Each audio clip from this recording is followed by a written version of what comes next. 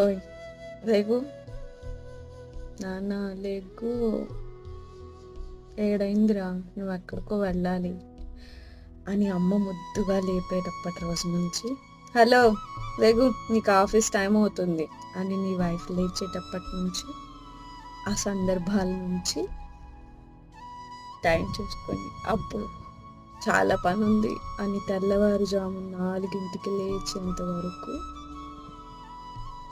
నీకు ఒక మంచి బాధ్యత వస్తుంది.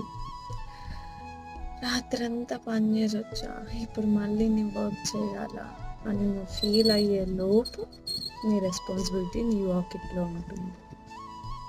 సో ఒకళ్ళు లేపేటప్పటి నుంచి నీకేం జరుగుతుందో నువ్వు లేచే రోజు ఖచ్చితంగా రానే వస్తుంది, నీకు, నాకు, మన ముందు, మన వెనుక, అందరికీ.